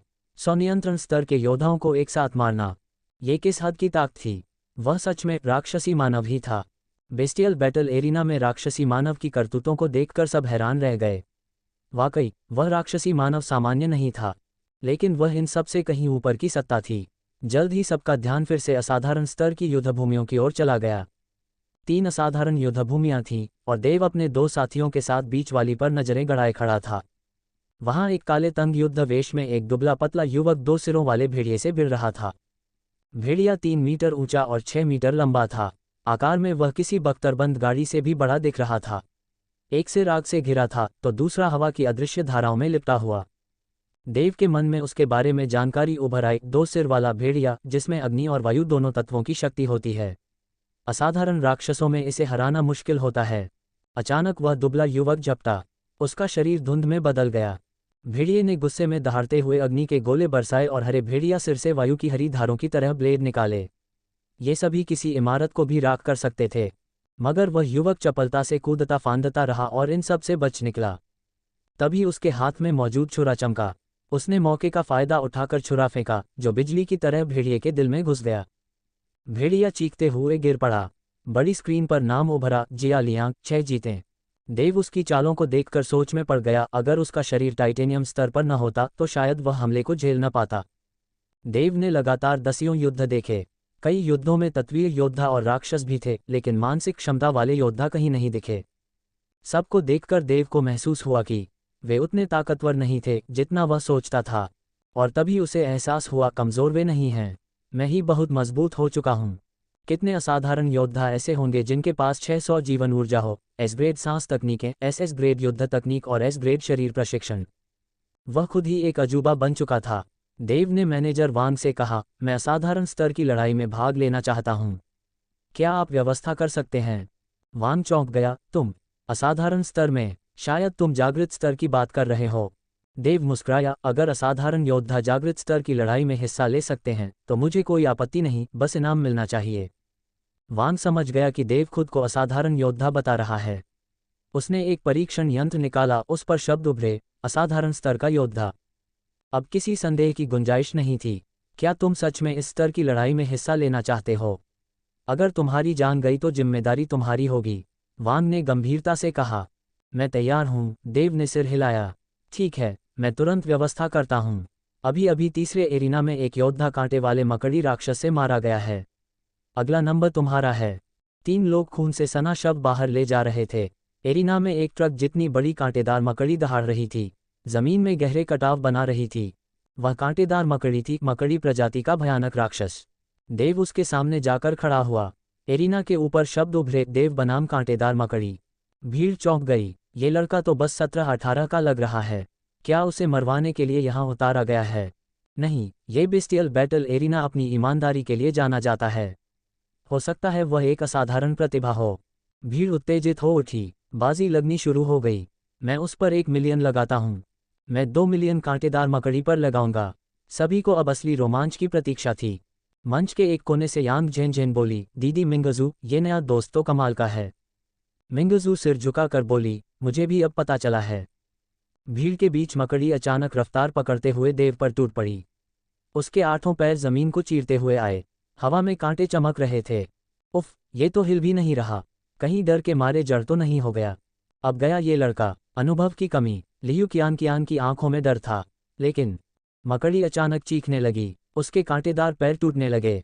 देव की चमड़ी पर अब चांदी सी आभा थी, जैसे कोई यंत्र सा कवच उसके शरीर पर हो। उसने बस हाथ बढ़ाया, जैसे कोई शांत शेर पंजा मार दे। मकड़ी की खोपड़ी फट गई। हरे खून की धारें निकलीं। उसका विशाल शरीर जमीन पर गिर पड़ा। चारों तरफ सन्नाटा छा गया। देव जीत गया था। भीड़ के बीच फुसफुसाहट थी। उसका शरीर कुछ ज्यादा ही मजबूत नहीं है। कांटों वाली मकड़ी के पंजे सामान्य स्टील से भी अधिक सख्त और तलवारों से ज्यादा तेज होते हैं। वो तो बख्तरबंद गाड़ियों को भी चीर सकते हैं। उद्धरण चिन्ह ... लेकिन वे उसके शरीर को छू भी नहीं सके, उल्टे टूट गए। ये तो विश्वास से परे है। विशेष श्रेणी युद्ध अखाड़ा संख्या 3 में बहुत से दर्शक उस पलंग जितनी बड़ी मृत मकड़ी के पास खड़े देव को आश्चर्य से देख रहे थे। मिंगजू दीदी, आपका ये दोस्त वाकई साधारण नहीं है, यांग झेन ने कहा। इसने सिर्फ एस रैंक बॉडी टेम्परिंग तकनीक नहीं सीखी, बल्कि शायद एक्सट्रीम टाइटेनियम गोल्डन बॉडी की दूसरी स्तर तक भी पहुंच गया है। मार्शल आर्टिस्ट मॉल में तो ये तकनीक सिर्फ पहले स्तर तक ही उपलब्ध है। क्या इसने खुद से ही इसका अगला स्तर विकसित कर लिया? डोंगफांग मिंगजू कुछ नहीं बोली, बस लगातार देव को देखती रहीं। इस पल में वो अपने निर्णय से पूरी तरह संतुष्ट थी कि उन्होंने देव से दोस्ती की। दर्शक दीर्घा के एक कोने में 2 पश्चिमी युवक भी देव को एकटक घूर रहे थे। मुझे लगा था कि इस अखाड़े में 2 कंट्रोल रियल योद्धाओं की लड़ाई के अलावा कुछ खास नहीं होगा, पर यह तो असली इनाम मिला है। कोई वास्तव में एक्सट्रीम टाइटेनियम गोल्डन बॉडी के दूसरे स्तर तक पहुंच गया है। मज़ेदार बात है। कोमोरा, तुम तो बॉडी टेम्परिंग तकनीकों में दिलचस्पी रखते हो। ये तुम्हारे लिए उपयोगी होगा, है ना? लोरेन मेडिची मुस्कराते हुए कोमोरा एंस्ट से बोला। बिल्कुल। कोमोरा की आंखों में शिकारी जैसी चमक थी। अगर मुझे इसका तरीका मिल गया तो मेरी ताकत बहुत बढ़ जाएगी। तुम इसे उससे छीनने की सोच रहे हो क्या? मैं उससे एक सौदा करूंगा। उम्मीद है उसे अपनी औकात पता होगी। कोमोरा, याद रखो कि हम पश्चिम में नहीं हैं। हमारे परिवार की ताकत यहाँ कुछ खास काम नहीं आएगी। अगर तुमने यहाँ कुछ गलत किया तो बड़ी मुश्किल खड़ी हो सकती है। चिंता मत करो, मैं मूर्ख नहीं हूँ। मैं अखाड़े में उस पर हाथ नहीं उठाऊंगा, चाहे वो मान भी न जाए। लोरेन ने सिर हिलाया, लेकिन अंदर से निश्चिंत नहीं था। अखाड़े में मृत कांटों वाली मकड़ी को ले जाया जा चुका था। देव एक जीत। बड़ी स्क्रीन पर जीत की सूचना चमकी। फिर कर्मचारियों ने पूछा कि क्या वह अगली लड़ाई जारी रखना चाहता है। देव ने सहमति दी। क्लैंग, जमीन के नीचे से एक विशाल सुरंग खुली। उसमें से लाल फरों वाला एक विशालकाय रक्तपिपासु टैंक बाहर दहाड़ता हुआ निकला। ये एक विशालकाय सुअर जैसा राक्षस था। हर कदम से जमीन थरथराए और निशान बन गए। उसके सिर पर 2 तेज मुड़े हुए दांत ऐसे थे जैसे 2 बड़े खंजर हों। ये राक्षस अपने सीधे हमले से छोटी पहाड़ी तक तोड़ सकता था। जैसे ही उसने देव को देखा, वो जोर से चिल्लाता हुआ उसकी ओर दौड़ पड़ा। अखाड़ा थरथराने लगा जैसे हजारों घोड़े एक साथ दौड़ पड़े हों। देव ने बस धीरे से अपनी हथेली उसके माथे पर रखी। जैसे ही उसकी हथेली पड़ी, राक्षस वहीं रुक गया, जैसे किसी ने रिमोट से रोक दिया हो। फिर देव ने अपना हाथ जमीन की ओर झुका दिया। राक्षस का सिर जमीन से टकराया और तरबूज की तरह फट गया। खून और दिमाग के टुकड़े चारों ओर उड़ गए। देव दूसरी जीत। स्क्रीन पर दूसरा जीत दर्ज हुआ। दर्शकों की रूह कांप गई। एक ऐसा राक्षस जिसे असाधारण योद्धा भी देख कांप जाते थे, उसे देव ने एक हल्के से स्पर्श से ध्वस्त कर दिया। अगली लड़ाइयां शुरू हुईं। तीसरी लड़ाई, चौथी, 5वीं, 9वीं। देव ने एक के बाद एक 9 लगातार जीतें हासिल कीं। इनमें से 7 बार उसने राक्षसों को मारा और 2 बार मृत्युदंड पाए कैदियों को। पूरी प्रक्रिया में वह एक कदम भी आगे नहीं बढ़ा। वाकई ये इंसान नहीं, कोई दैत्य है। क्या ये 10वीं जीत भी ले जाएगा? इतना आसान नहीं। 10वीं, 50वीं और 100वीं लड़ाई, ये तीनों विशेष दौर होते हैं। अखाड़ा किसी को इतनी आसानी से आगे नहीं जाने देता। तीसरे नंबर के दैत्यों के युद्ध मंच पर माहौल जोश से भर गया था।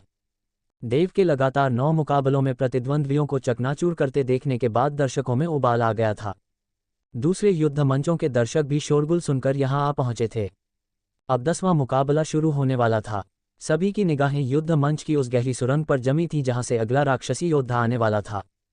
थोड़ी ही देर में 100 मीटर लंबा राक्षस सुरंग से रेंगता हुआ बाहर आया। यह एक विशाल बख्तरबंद कनखजूरा था। दोनों तरफ 100 चाकू जैसे पैरों वाले इस जीव का पूरा शरीर धातु की तरह चमक रहा था, मानो वह किसी भारी धातु से ढला हो। हे भगवान, ये तो बख्तरबंद कनखजूरा है। दर्शकों में बैठे कई असाधारण योद्धा हैरान रह गए। इस बार देव की मुश्किलें बढ़ने वाली हैं। अंकिता, तुम्हारा मंच कुछ ज्यादा ही निर्दयी है। अभी तो 10वां राउंड ही है और तुमने उस पर यह बख्तरबंद राक्षस छोड़ दिया, संजना ने कहा। ये कनखजूरा असाधारण श्रेणी के सबसे खतरनाक दैत्य प्राणियों में गिना जाता था। उसका पूरा शरीर इतना कठोर था कि तलवारें और गोलियां भी उस पर असर नहीं डाल सकती थीं।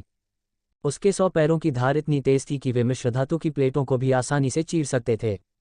उसे जमीन में तेजी से सुरंग बनाने में भी महारत हासिल थी। मिट्टी उसके लिए जैसे पानी हो, आसानी से उसमें समा जाता।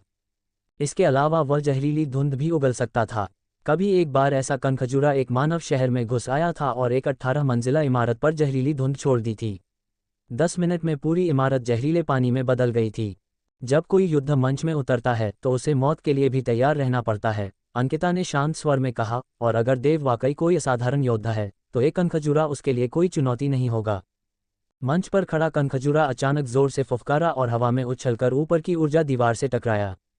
धमाके पर धमाका हुआ। कुछ ही पलों में कनखजूरा ने दर्जनों बार ऊर्जा परत पर हमला किया, लेकिन युद्ध मंच की दीवार पहले से ही इतनी मजबूत थी कि उसके प्रहार व्यर्थ ही रहे। अब कनखजूरा गुस्से में अपनी लंबी देह को सर्प की तरह मोड़ने लगा। उसकी अंधेरी आंखें अब देव की ओर घूम चुकी थीं। उसकी आंखों से निकलती हत्या की तीव्र इच्छा ने सबको कंपकंपा दिया। दर्शकों की सांसें थम गईं। कई लोगों को लगा कि देव चाहे जितना भी प्रतिभाशाली हो, इस बार उसके सामने मुश्किल बड़ी है। मगर देव शांत था। ये मेरा 10वां मुकाबला है। जीत के बाद सीधा 10 करोड़ की इनामी राशि मिलेगी। कमाई कितनी आसान है, देव ने धीमे से बड़बड़ाया। दर्शकों ने साफ साफ उसकी बात सुन ली। साला, ये कनखजूरा सामने है और ये आदमी पैसे गिन रहा है। इस तरह के राक्षसों में शक्ति ही नहीं, बुद्धिमत्ता भी होती है। इसलिए कनखजूरा ने देव की बात को समझ लिया। अब वह न सिर्फ गुस्से में था बल्कि अपमानित भी महसूस कर रहा था। कनखजूरा ने जोर से एक चिरकुट सी आवाज निकाली और अपने मुंह से हरे रंग की एक मोटी जहरीली धुंध देव की ओर उगल दी। जहर उगलना, ये तो नीचता है, देव ने शांत स्वर में कहा। पहली बार उसने गति दिखाई। एक कदम में वह 3 जगह दिखाई दिया, फिर और 3। कुछ ही क्षणों में उसके दर्जनों प्रतिबिंब युद्ध मंच पर फैल चुके थे। हरा जहरीला बादल देव के पहले वाले स्थान को निगल गया। जमीन घुलकर जहरीले पानी में बदल गई। धुंध फैलती जा रही थी और हर जगह देव के प्रतिबिंब उसमें समा रहे थे। लेकिन उसका असली शरीर अब मंच के दूसरी ओर प्रकट हुआ, बिल्कुल सुरक्षित। गुस्से से पागल कनखजूरा जमीन पर जोर से पटक कर उसमें समा गया। कुछ ही पलों में देव के पास की धरती फट गई और वही विशाल कनखजूरा धरती से निकलकर उसकी ओर लपका। उसने अपने 100 पैरों से देव को जकड़ लिया। चाकू जैसे पैर देव के शरीर पर लगातार वार करने लगे। हालांकि देव ने हमला टालने की कोशिश नहीं की।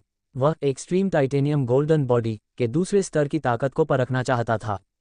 यदि जरूरत पड़ी तो वह विनाशकारी तलवार विधि का प्रयोग करके उस बख्तरबंद सैकड़ों पैरों वाले जीव को नष्ट कर सकता था उस क्षण जब उसकी टाइटेनियम बॉडी टूटने के करीब हो। इसलिए देव ने एक बार फिर सभी दर्शकों की हैरान निगाहों के बीच खुद को स्थिर रखा। चाकू जैसे दिखने वाले स्टील के तंतु उसकी धातु जैसी चांदी की कवच पर जा गड़े, जो किसी मशीन के पुर्जे जैसा प्रतीत हो रहा था। एकदम से चिंगारियां उड़ने लगी और स्टील पर चेनसॉ चलने जैसी तीखी आवाज पूरे अखाड़े में गूंज उठी। जो पहले हुआ था वही फिर हुआ। देव पूरी तरह सुरक्षित रहा, लेकिन वे स्टील के तंतु टूटते चले गए। क्या ये वाकई इंसानी शरीर है? ये तो पूरी तरह से असाधारण है। असाधारण रणभूमि अखाड़ा संख्या 3 के दर्शक ये सब देखकर दंग रह गए। क्या यही है टाइटेनियम बॉडी का डरावना असर? ये तो अभी दूसरा ही स्तर है और फिर भी इतनी ताकतवर है। यंग झंझन का चेहरा आश्चर्य से भर गया। अब वह थोड़ा समझ पाई कि क्यों उसके रहस्यमय नाना एस रैंक की तकनीक की इतनी प्रशंसा करते थे। ऐसी शारीरिक ताकत वाकई डराने वाली है। डोंगफांग मीनाक्षी ने भी गहरी सांस ली। वह कभी भी उस बख्तरबंद जीव को इतनी पास आने की इजाजत नहीं देती, क्योंकि वह पलों में उसके टुकड़े टुकड़े कर देता। ललियू कंचन, यंग क्षमा और किरण पूरी तरह चुप थीं। उनके लिए उस जीव की डरावनी शक्ति और देव की ताकत कल्पना से बाहर थी। अखाड़े में बख्तरबंद जीव ने भी दर्द से चीख मारी जब उसके कई तंतु टूट गए। उसी क्षण देव की आंखें अचानक सर्द हो गईं। उसकी धातु जैसी चमकती हथेलियां बिजली की गति से हिलीं और सीधे उस जीव के शरीर में घुस गईं। उसने उस सैकड़ों फीट लंबे जीव को पकड़कर झटके से उठाया, बाएं फेंका, फिर दाएं फेंका, धड़ाम धड़ाम धड़ाम, बूम बूम बूम। हर कोई स्तब्ध रह गया। देव ने उस 100 मीटर लंबे जीव को दोनों ओर पटकना शुरू कर दिया। हर बार जब वो जमीन पर गिरता एक बड़ा हिस्सा टूट जाता। एक बार, 2 बार, 100 बार, जब तक कि पूरा अखाड़ा लगभग टूट ही नहीं गया। देव ने उसे 100 से ज्यादा बार पटका। अंत में उसने घायल जीव को दूर तक उछालकर जमीन पर फेंक दिया। अब वह जीव पूरी तरह खून से सन चुका था और शायद ही हिल पा रहा था। काश इन राक्षसों की लाशें मुझे मिलतीं, तो आज एक शानदार दावत होती। देव ने जीव की ओर देखते हुए अफसोस जताया और धीरे धीरे उसके सिर की ओर बढ़ा। फिर एक कठोर मुक्का उसकी आंख में मारा और उसका मस्तिष्क चूर चूर हो गया। देव 10 लगातार जीत। एक गूंजती आवाज आई और स्क्रीन पर देव का परिणाम चमक उठा। इतनी ताकत, ये तो अविश्वसनीय है। रणभूमि संख्या 3 के दर्शक हिल उठे। डोनफांग, मीनाक्षी और यंग झंझन की आंखों में चमक आ गई। लोरेन, देखा तुमने, इस तकनीक का दूसरा स्तर ही इतना शक्तिशाली है। मुझे ये जरूर चाहिए। कोमल अरविंद ने दर्शकों में बैठकर लोरेन मिश्रा से कहा। लोरेन की आंखें चमक उठीं। वो खुद भी अब इस तकनीक को पाने के बारे में सोचने लगा था। देव ने स्क्रीन की ओर देखा जहां उसके 10 लगातार विजयों का विवरण था। उसके होंठों पर एक हल्की मुस्कान आ गई। 100 करोड़ जीतना बहुत आसान लगा। यह एहसास बेहतरीन था, लेकिन ये तो बस शुरुआत थी। उसे आज अत्युत्तम श्रेणी पशु युद्ध मंच से कम 3.1 अरब जीतकर जाना था। यानी उसे 50 जीतें चाहिए थीं। जारी रखो, देव ने कर्मियों से कहा। कर्मियों ने तुरंत अगला मुकाबला तय किया। असाधारण श्रेणी पशु युद्ध मंच संख्या 3 के दर्शक फिर से उत्तेजित हो उठे। अब वे एक चमत्कार को अपनी आंखों से देख सकते थे। 11वां दौर, 12वां, 13वां, 45वां दौर तक देव ने सबको पछाड़ दिया। उस दौरान जो भी सामने आया, मानव हो या राक्षसी जीव, कोई भी बख्तरधारी सौपनखी से बेहतर नहीं था।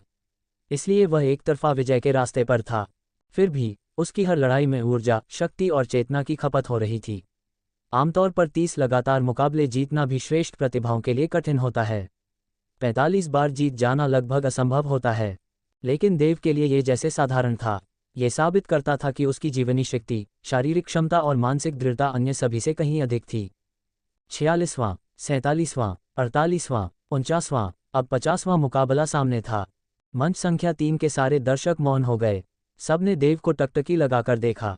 हर साल 1-2 ऐसे असाधारण योद्धा होते थे जो 100 मुकाबले जीत जाते थे, लेकिन इतने कम उम्र में कोई भी योद्धा 50 लगातार मुकाबले नहीं जीत पाया था। अब दूसरे सभी मंचों से दर्शक यहां आ गए थे। 30,000 से ज्यादा लोग केवल देव को देख रहे थे। क्या वह सच में केवल 17 साल का है? डोनफेंग, मीनाक्षी ने कहा। अगर वह आज 50 मुकाबले जीत गया तो वह इतिहास का सबसे कम उम्र का विजेता बन जाएगा। 17 साल, 50 जीत, क्या वो कर सकता है? यामिनी चकित थी। लियू कंचन, यांगसिन और कीर्ति सब चुप थीं। उनकी आंखें बस देव पर टिकी थीं। उसी समय एक आकृति गहरे मार्ग से बाहर निकली। वह पूरी तरह से मानव नहीं था। उसने केवल फटे हुए निक्कर पहन रखे थे। उसका ऊपरी शरीर और टांगें खुली थीं, सिर झुका हुआ था और बिखरे काले बाल उसकी आंखों पर लटक रहे थे। उसके शरीर पर तलवार जैसे हड्डीदार नुकीले उभार थे और दाएं हाथ में एक रक्तलाल तलवार थी। ये मानव रूपांतरण से बदला हुआ योद्धा लगता है, किसी ने कहा। मैं पहचान गया, ये हड्डी तलवार जाहू गगन है। जाहू गगन, क्या वही जाओ परिवार का निकम्मा बेटा? हाँ, वही है। मुझे लगा था वो मर गया, लेकिन लगता है उसे पकड़कर युद्धदास बना दिया गया है। डोनफेंग, मीनाक्षी और यामिनी दोनों उसे पहचानती थीं। अगर वो संयम से अभ्यास करता तो भविष्य में नियंत्रण स्तर का योद्धा बन सकता था, मीनाक्षी ने कहा। लेकिन उसने छाया संगठन से जुड़कर मानव रूपांतरण करवा लिया और अंत में अपना परिवार ही नष्ट कर दिया। उसने जो किया वो अक्षम्य है। अगर हमारी संस्था उसे युद्ध दास न बनाती तो शायद उसे मार दिया गया होता, यामिनी ने कहा। जाहू गगन आसान प्रतिद्वंदी नहीं है। पहले भी वो उच्च स्तर का असाधारण योद्धा था और अब मानव रूपांतरण के बाद और भी ताकतवर हो गया है, मीनाक्षी ने चिंता जताई। अब दर्शकों को भी लगने लगा कि शायद देव खतरे में है। देव ने भी सुना कि सामने खड़ा योद्धा जाहू गगन है, हड्डी तलवार। उसे उसके शरीर की तलवार जैसी हड्डियों से ज्यादा दिलचस्पी थी। पहले उसने छाया संगठन के कई संशोधित मानव और जीव देखे थे, खाल वाले, नुकीले, मिले जुले। अब जाहू गगन को देखकर उसे एहसास हुआ कि छाया संगठन की जैव तकनीक बहुत ही उन्नत है। शायद मानव संगठन के पास भी ऐसी तकनीक नहीं। लेकिन उसने सोच को झटक दिया। अब केवल 50वीं जीत की परवाह थी। उसकी नज़रें जाहू गगन पर टिक गईं। धमाका हुआ, जाहू गगन ने हमला किया। उसके पैरों के नीचे की ज़मीन फट गई और वह बिजली की गति से देव की ओर बढ़ा। उसकी गति ध्वनि सीमा को पार कर चुकी थी। उसके चारों ओर हवा की परतें छाता सी बन गईं। सामने सिर्फ एक तलवार नहीं, तलवारों का जंगल था। उसके शरीर से निकली हड्डीनुमा तलवारें और हाथ में थामी लाल तलवार दोनों एक ही बिंदु पर वार कर रही थीं। सारी शक्ति एक ही जगह पर केंद्रित थी। यह एक अत्यंत उच्च कोटि की तलवार कला थी। भीषण विस्फोट हुआ। देव की चांदी सी दिखती बख्तरबंद काया पर एक महीन दरार उभरी। दिलचस्प है, देव मुस्कुराया। अब तक उसके प्रतिद्वंदी इतने कमजोर थे कि उसका अत्यधिक टाइटेनियम स्वर्ण शरीर की दूसरी अवस्था पर कोई असर नहीं पड़ा था। अब वह जाहू गगन के जरिए अपनी शक्ति की सीमा की परख कर सकता था। वह वहीं खड़ा रहा, बाहें मोड़कर जाहू गगन को हमला करने देता रहा। तो रीडर्स, आपको को क्या लगता है, क्या होगा इस नॉवल में आगे? ये जानने के लिए सुनते रहिए देव का यूनिवर्सल गॉड सिस्टम के अगले चैप्टर्स पर। और हाँ, अगर चैप्टर पसंद आया हो तो लाइक और कमेंट जरूर कर देना। इससे मुझे भी अगले चैप्टर्स को लिखने में मज़ा आता है। वीडियो पसंद आए तो लाइक करें और अपने दोस्तों के साथ शेयर करें। हमारे टेलीग्राम चैनल का लिंक डिस्क्रिप्शन में दिया गया है, तो ज़रूर ज्वाइन करें ताकि आप हमारे अपडेट सबसे पहले पा सकें। आपका सपोर्ट हमारे लिए बहुत महत्वपूर्ण है, इसलिए हमारे साथ जुड़े रहें और हमारी यात्रा में हिस्सा बनें।